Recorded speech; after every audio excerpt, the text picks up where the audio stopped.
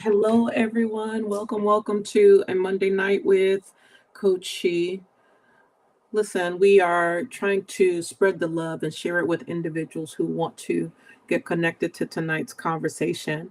Um, Something that dropped on my heart that I wanted to share with our community and kind of see put this out there so that people can start having some conversation around it. They probably are having conversations around it, maybe not. So wanted to give people opportunity to hit us up and join us. Listen, let us know where you are joining us from. We can see your comments, your thoughts, your responses.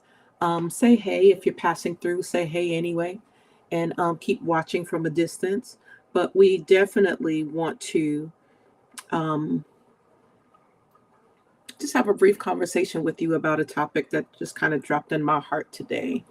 And it's simply about when a person becomes what they hate. So if you're chatting, if you're watching, chat about that. Type that in the chat, whatever chat you're in. I think we're on YouTube and we're on the Coach She Facebook page as well. So we'll have a blend of both of those. But had some notes here around that topic when we become the person that we hate, right? Because it's a big deal. It's a conversation that I think a lot of times people don't always know how to deal with the different environments that we come out of. And we end up, have you ever been in a position where you say to yourself, you know what, I sound just like my mom, or I sound just like this person, or I sound just like that person. The reason why that is a reality is because environments have a big role in how you respond to the different realities of your life. And a lot of those things, it's almost like a fishing rod, a hook that gets in us, and we drag that along with us. So share this with some people that you know could benefit from this conversation. I'm going to be chatting here as well so that we can get some additional individuals connected to the live experience. And hopefully, if they don't catch the live, they can catch the talk later and add their own comments. So do me a favor and just do that for the next few moments while we allow for our audience to gather.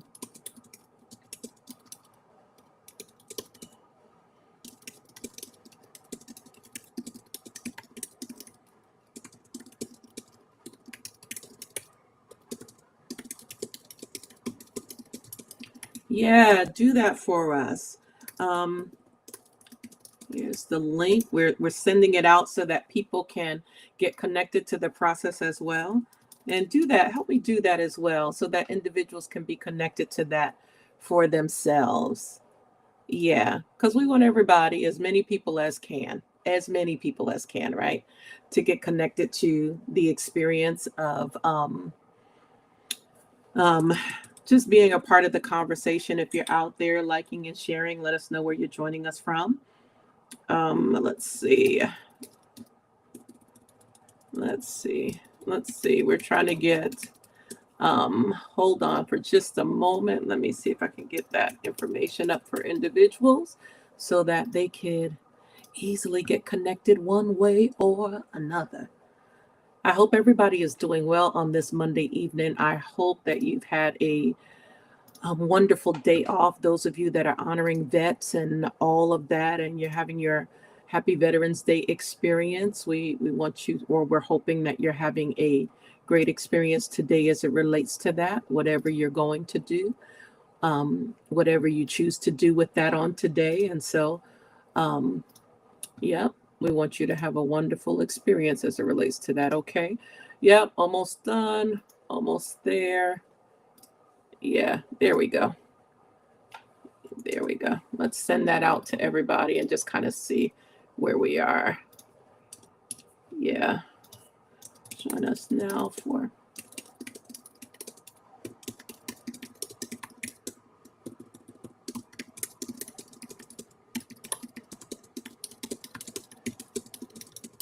Yeah, perfect.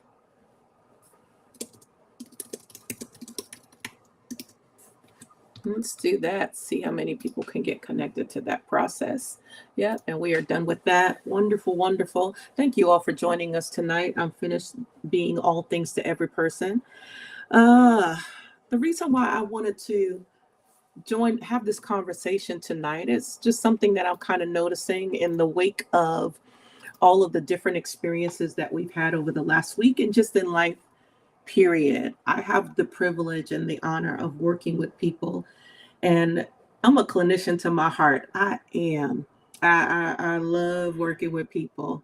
I do. I like the experience of being with people, from being a spiritual leader to a coach to a mentor to a part of a prophetic and apostolic presbytery to just serving people through preaching, serving people through the therapeutic space, all of those things over the last several years of my journey and walk in life and education and all of that, and still educating my way through some things. I am privileged. It is honestly a joy to work with people. Why? Because people are unique. Every person is different as much as we can assign certain characteristics to people groups and how they function and what we expect that they would function in, the way that they move, shake. Of course, there are some things that are consistently the same.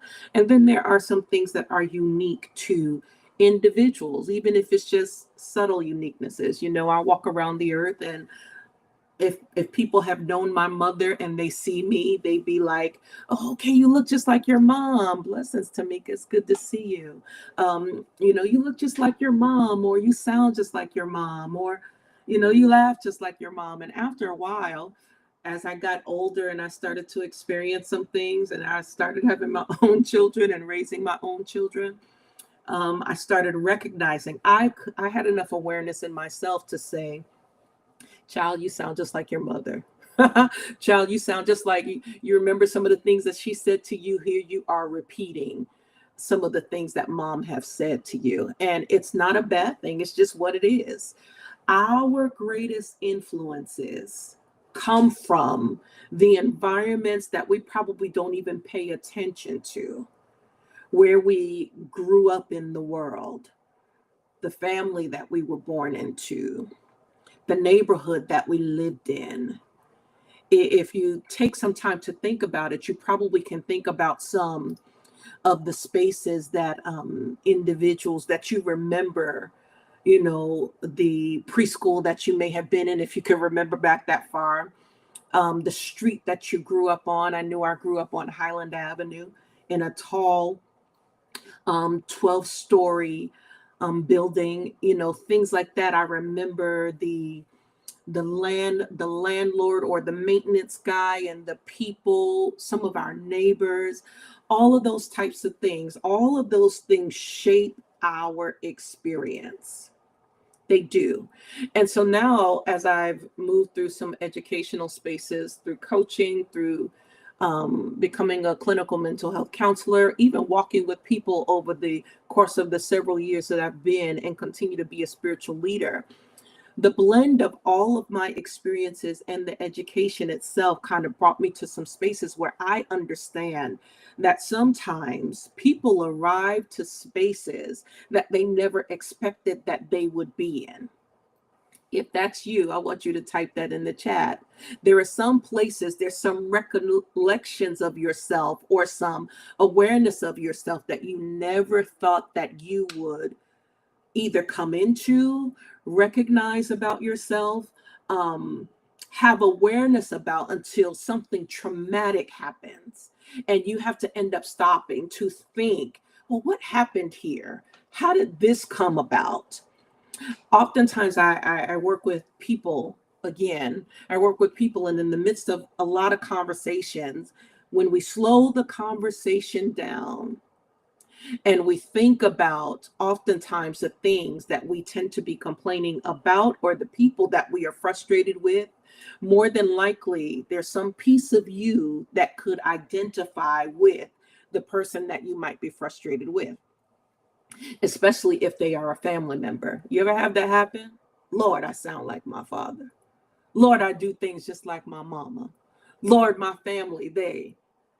And it's almost as if at times we don't expect that nature and nurture will create or shape the individual that we are now. And so sometimes for a lot of people, they have no problem with it, right? They have no problem with it. But for others, we, depending on where we land, we will become the very thing that we say we hate, whether that is through reflection, whether that is through modeling, whether that is through absorption, because most times you are not even paying attention to what is being shaped in you until it reveals itself. And one of the things that we take the time to do is we slow the process down to say, okay, when somebody comes to me in my office, I'm going to sit with you and say, okay, let's dial back. Let's go all the way back. Let's try to go as far back as you can remember, because while there is a nature of us, right? We are shaped in some spaces. There is a nature. We come out, we look like our parents, we look like our fathers, we look like our siblings. There's also a nurture. But sometimes, because we're growing and we're living and we're moving, we never stop to identify where certain habits or certain natures have what they have created in us. So when they reveal themselves when we're adults, we're like, I don't know why. I don't know why I'm acting like this. I don't know why this child is acting like this. I don't know what is going on that has caused all of this. And then when you get into a really good conversation with someone over 12, 24, 48 weeks, you start to help them recognize that it was a background system that was functioning the entire time. You just were not aware of it. Can I say this to you honestly and with all transparency and sincerity, that awareness is going to be your best friend if you allow it to be. And when you don't, it will become your worst nightmare, because sometimes you will watch things, you will watch yourself, you will watch how you navigate with people, and recognize that you've become some of the same personalities and people that you hate. It has become you now. Listen, and it happens to all of us. Some things, some behaviors that we see revealing themselves in us. It's not necessarily sin. Yeah. Listen, it's one thing to be born and created in a space that says that you were altered, but I believe that everything, all of us, were created in the image of God. There is a nature in us that comes, that is our natural DNA. But in most cases, it is the nurture that creates the exposure that allows us to lean into aspects of environments, systems, and shapings that influence us the most. Our DNA or our natural characteristics have a tendency to grab onto the environments and then become highlighted in those experiences. Okay, let me explain that, because I know that that was a lot to say. If I am naturally caring, right? I'm a naturally caring person, and I am. Don't let my face fool you. I'm a naturally caring person. Am I a serious person? Yes. That's because I keep a lot of things on my mind, and I'm always busy about doing something concerning my life, my family, and my purpose. But don't let my face fool you. Listen, I'm always caring, right? If you put my caring characteristic, my natural caring perspective, my mom is a clinician. I recognize that I got my clinical idea and aspect from her. It's her natural self. But if you put me in an environment that is hostile, toxic, and is prone to using people, my natural caring will get lost in that environment that is prone to using people. And guess who will get hurt? Me. Because I'm a natural giver. in an environment that will naturally take. And if I am not aware of myself, I don't know how to engage in that environment and set boundaries for myself that will keep me protected because the environment may never change. Ooh, wow, that was so good. She said, to say that again. You've got to know from your nature, your characteristics as a person. You've got to know what those things are so that you can know what to do in the environments that serve you. That's why I'll go back to that statement: awareness, the truth. We call that in the church world discernment. The problem with discernment is that we're trying to discern everybody else, but we won't discern ourselves. In the mental health space, let's use that word: awareness. You have the right, and you should consider that your most important priority is to be aware of yourself. Put your nature, my caring nature, in an environment that is prone to using people or systems. If I am not careful, I will allow all of my nature to be exposed to that. I won't protect myself, and then I'll leave out of that same system or environment with a trauma now that I'm trying to now get healed or corrected. We end up in most spaces becoming what they call the byproduct of the environments that we have been in. And sometimes we don't register back far enough to know, when did this happen to me? And it doesn't have to be anything extreme, but you have to pay attention to what interrupted your natural pattern that has caused you to be altered. And now you're left with the traumatic responsibility of fixing what has now been altered. That's why we have individuals, when we talk about in sexual abuse spaces and in sexual assault spaces, right? And I'll use this as an example because oftentimes individuals will say, you will hear stories about individuals who have been prey who then become predators, right? It's a very clear phenomenon. Oftentimes there are individuals that have been so exposed to sexual trauma, sexual deviance, sexual assault or whatever, and that exposure opens up something in them that allows them to, in their future spaces, to act out, to live out what has been created from the environment that they were exposed to. And so that's what we call a parallel process as well. It's the idea of what you have seen or what has happened to you. You have the ability to create in your environment and in the next generation if you're not careful. Now, that can work both ways. It can work in a positive way and it can work in a negative way, right? If you are looking at scenarios and different things that have taken place in your life, in your generation's life, with your siblings, in whatever environment, in the work environment, toxic environments, in church environments, all of those different pieces and spaces. And yes, I put them all in the same circle and in the same bucket because every space, good leaders can have great intentions and still control other people without awareness or no known knowledge, because that's what they're used to, being controlled. That's what we call a parallel process. What was done to me, I do to you, whether intentionally or unintentionally. So that's how we can become what we hate. We can actually grow into a space that we say we would never come into, and yet find ourselves there easily.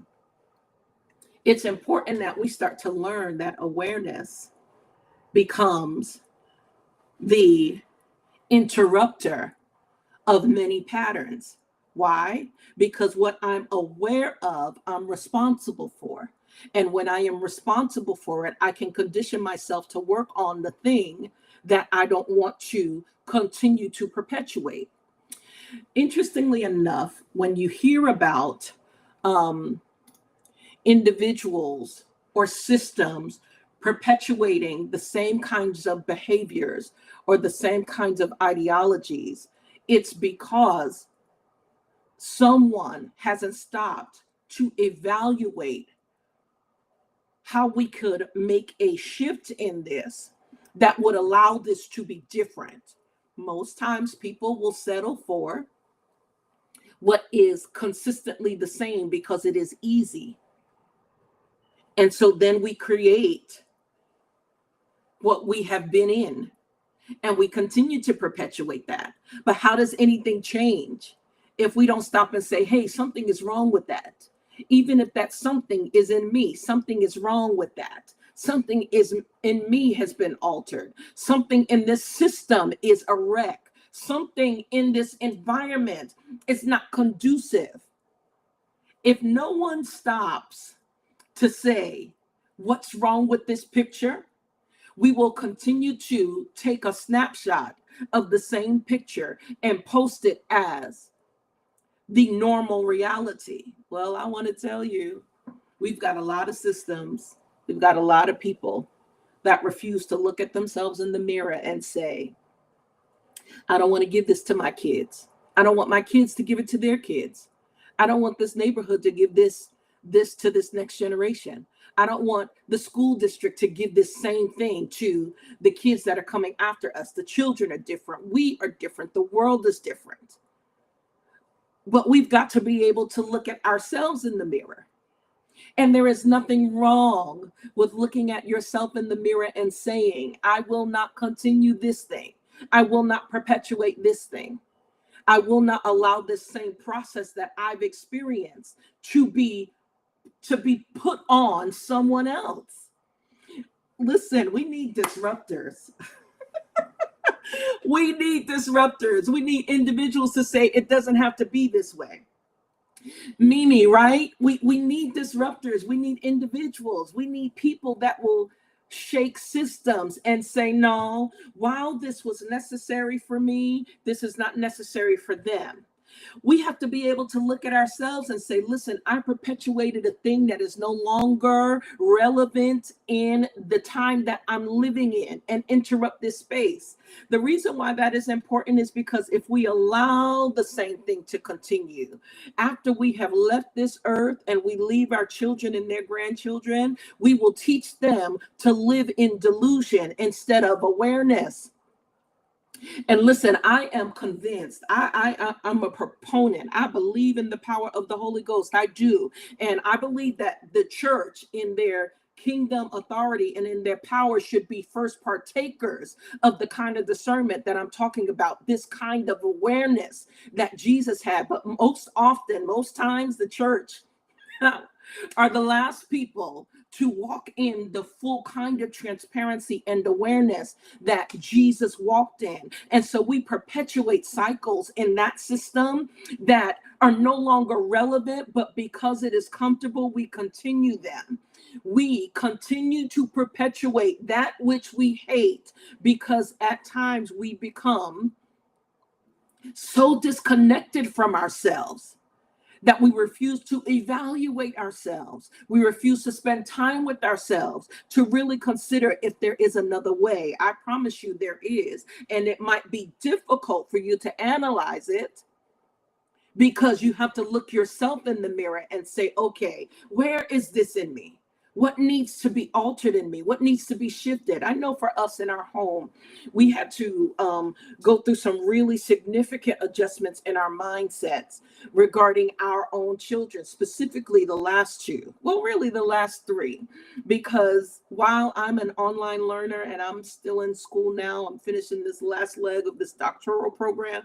Y'all pray for me. Every time I say it, I'd be like, Lord, I'm tired, but I know I need to finish. I'm tired, but I know I need to finish. So y'all pray for me because it's a lot, but we're going to finish, right?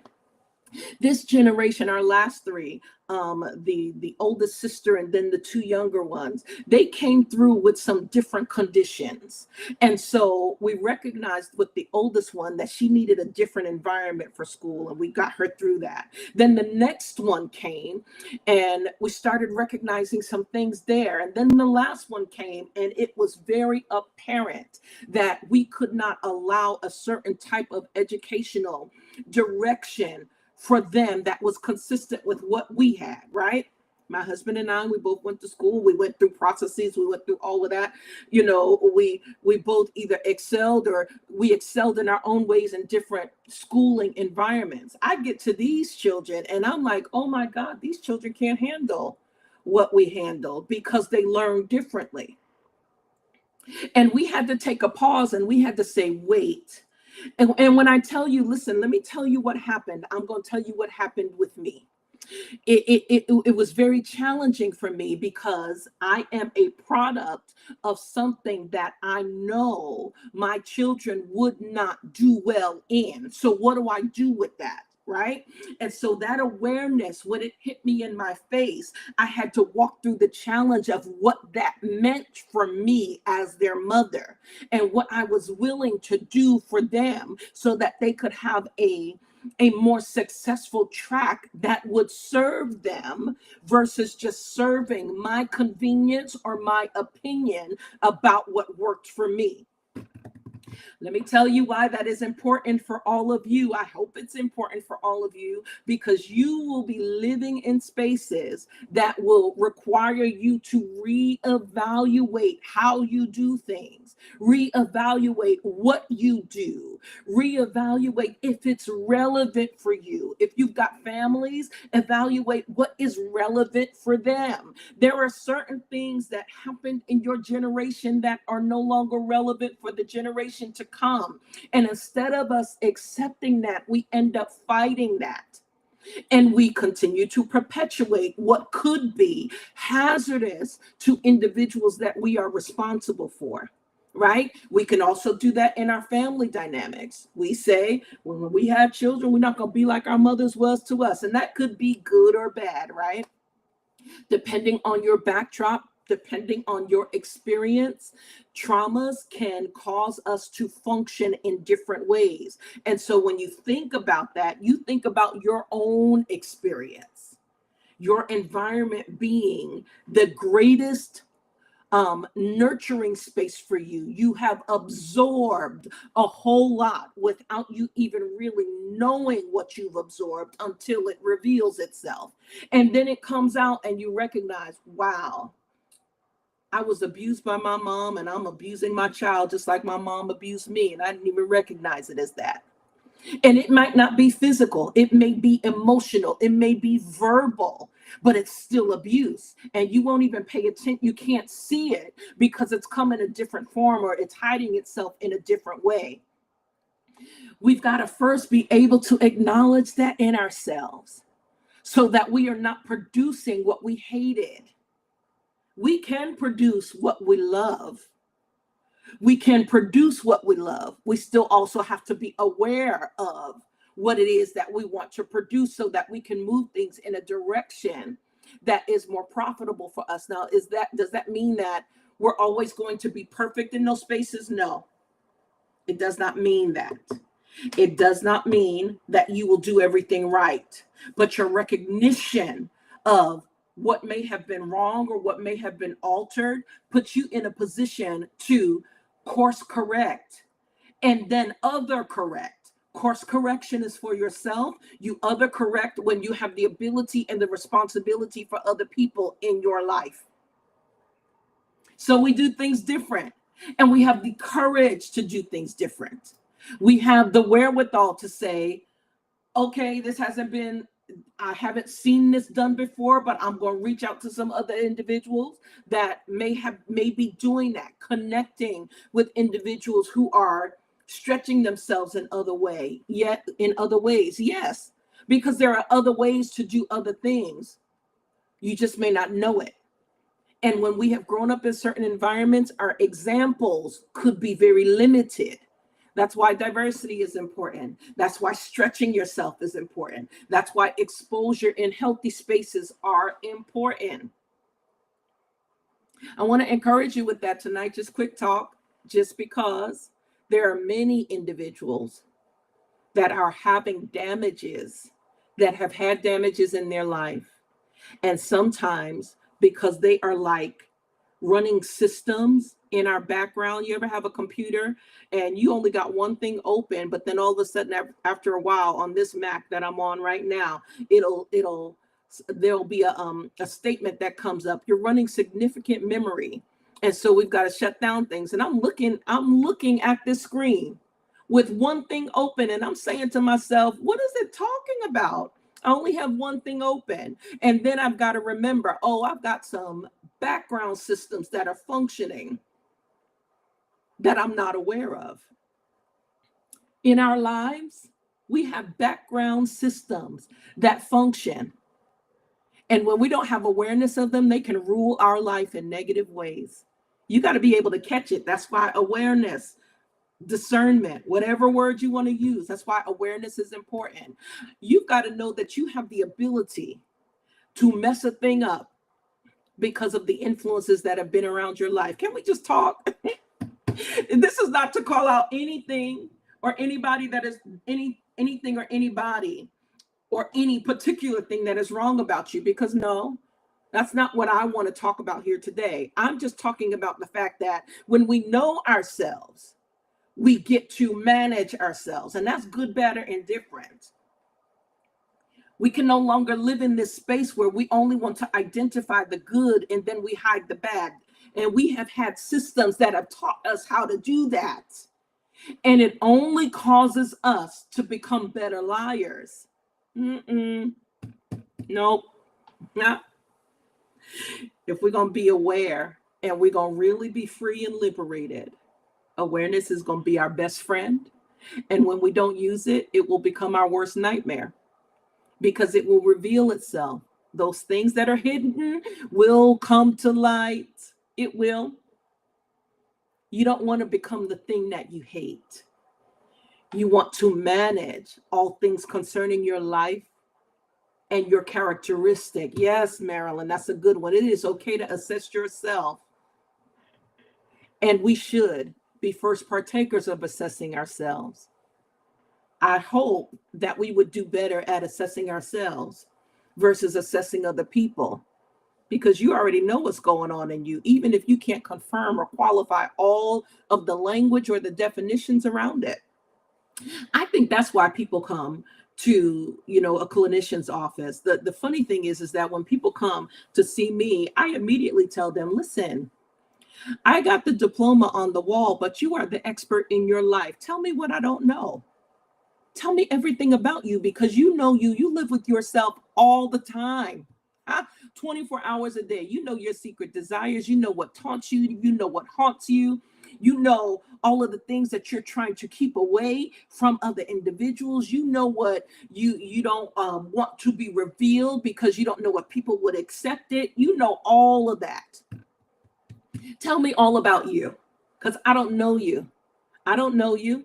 And I believe that the Holy Spirit is kind. He only reveals to me what you won't tell me. So if you can tell me, why would I need to ask God, right? I don't have to do that. That's not what that's for. So you are the expert in your own life. You know yourself better than anybody. When you stand in awareness, you will start to appreciate all of the areas and the pieces of yourself.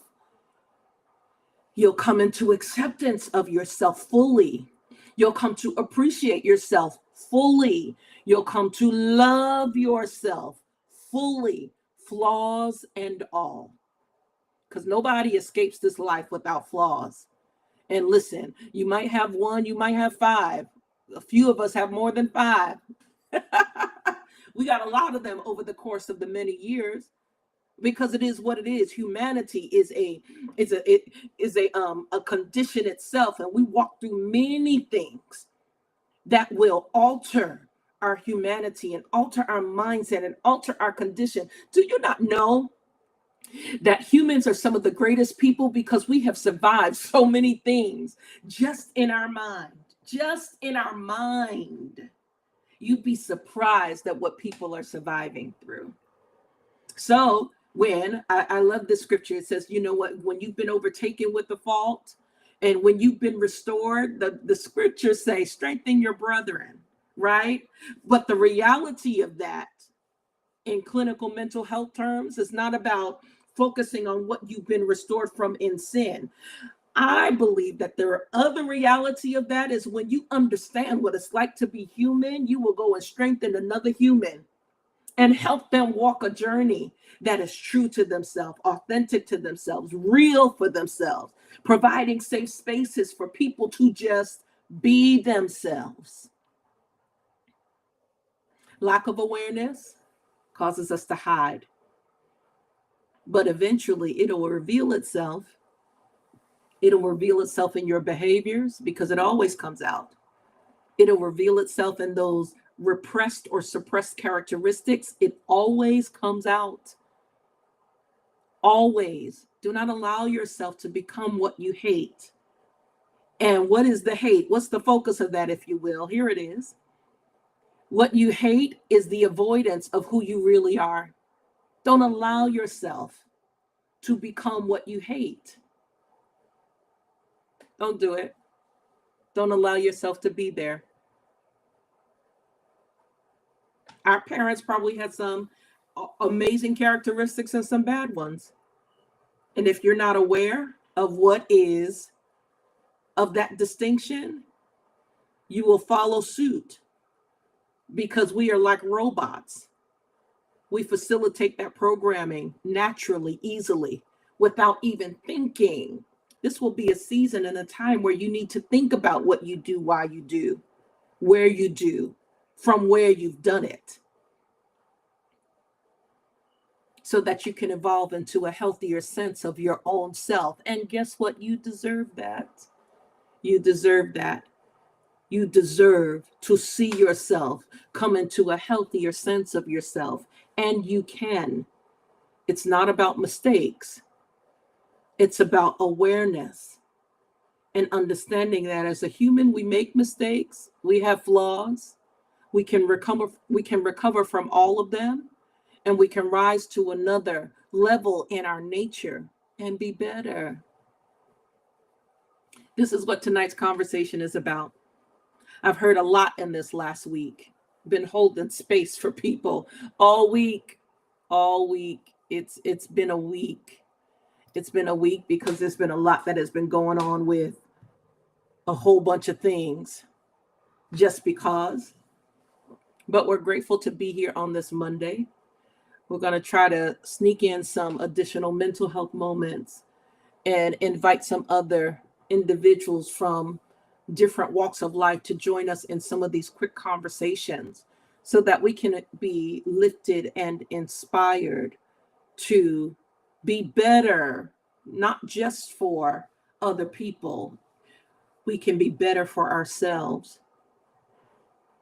Listen, the day is over where we are doing more for other people than we will for ourselves. What that leads us to is resentment for giving so much attention to other things and to other people and not taking the time to assess and address our own self and our own needs. That is not selfish. It's actually intelligent, because when I am full, then I can serve from a full space. And everybody should want to serve from a full space. Health is progressive. It is a lifelong journey. You won't just arrive to health and then say, now I can serve people. You will walk a journey of health and be serving people all along the journey while you continue to keep pouring into yourself as well. So those two things have to walk together. You serving yourself while you're serving others. You serving yourself as you are serving others.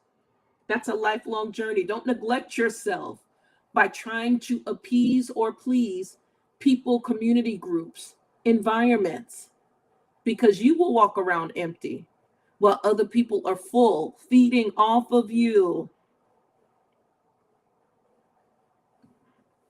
Don't be one of those people that blame other individuals for what you have failed to stand in awareness about and put boundaries around for yourself. It is okay to assess yourself. That was a good statement, Mimi. Thank you for that. It is okay. I hope that you would assess yourself, evaluate where you are. Don't become what you hate. Shift that whole statement and allow yourself to address what is in you that may not be serving you any longer, and come into a healthier version of yourself. If you need help with that, let us know. You can reach out. The website is listed on the bottom of this ticker. We would love to have conversation with you and chat some more about this. I'm not going to promise you that I'm going to be on here next week. As soon as I start committing to scheduling, then something else comes up, and then I won't be able to meet it. So I'm going to try. Monday night seemed to be a good time for me to sneak in a 30-minute segment to just come and talk with some people. And I want to do that for you. If there is ever an opportunity where you want me to highlight something particular, send me a note. You probably have every way to reach out to me. Send me a note. Can you talk about this?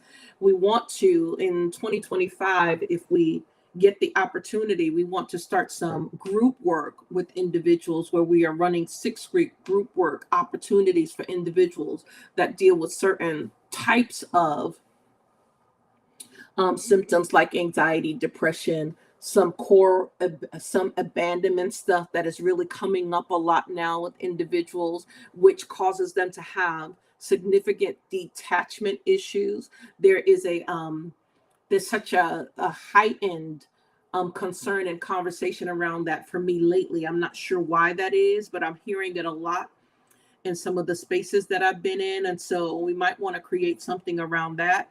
Stay tuned for that. We'll put some more information out there. But if there is anything in particular that you want me to bring on one of these conversations, let me know. And I'll be looking to invite some partners who can speak to that as well and help us get some more of this information out. Listen, love yourself enough. Mental health moments. As you are serving the world, serve yourself. You are included in the world that you serve. Do not forget nor neglect you. You deserve your time just as much as others may want your time. You deserve your time. So reflect on this. Don't become what you hate. How about we spin that and reflect on what might be ailing us so that we can become a higher version of ourselves. Have a wonderful week. Hope to see you next week. And again, reach out if you need me. Information is at the bottom of the screen. Have a wonderful week. Take care.